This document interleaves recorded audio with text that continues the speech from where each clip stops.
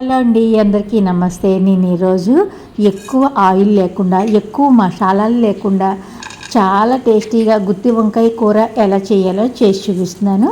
ముందుగా స్టవ్ మీద కడాయి పెట్టుకుని 1 టేబుల్ స్పూను ఆయిల్ వేసుకుని, 1/2 టీ స్పూన్ జీలకర్ర, 1 టేబుల్ స్పూన్ ధనియాలు, 2 టేబుల్ స్పూన్ల పల్లీలు, 1 టేబుల్ స్పూన్ నువ్వులు, అలాగే 4 లవంగాలు, 2 ఇలాచి, చిన్న ముక్క దాల్చిన చెక్క వేసి వేయించి వాటిని చల్లారనిచ్చి మిక్సీ పట్టుకోవాలి. మెత్తగా వాటర్ వేసి గ్రైండ్ చేసుకోండి.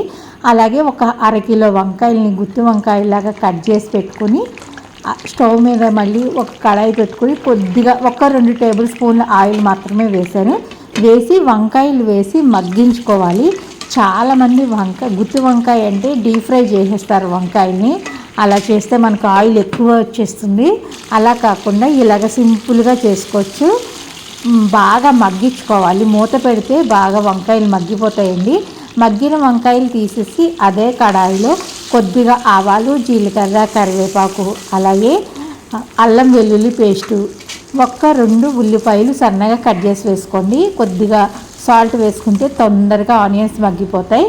ఆనియన్ మగ్గిన తర్వాత 2 టమాటా కూడా వేసుకోండి. అలాగే పసుపు, కారం మీ టేస్ట్కి తగ్గట్టుగా వేసుకోండి. మనం రుబ్బి పెట్టుకున్న పల్లీలు, నువ్వుల పేస్ట్ వేసేసుకుని వంకాయలు కూడా వేసుకొని కొద్దిగా వాటర్ పోసుకోవాలి. అలాగే చింతపండు గుజ్జు కూడా కొద్దిగా వేసుకోండి, ఎక్కువ వేసుకోవద్దు, మళ్ళీ టేస్ట్ మారిపోద్ది.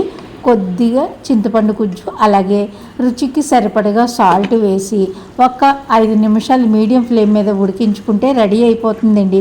చివరిగా కొత్తిమీర వేసి స్టవ్ ఆఫ్ చేసేయండి. వేడివేడి అన్నంలోకి కానీ చపాతీలోకి కానీ చాలా బాగుంటుంది. తప్పకుండా ట్రై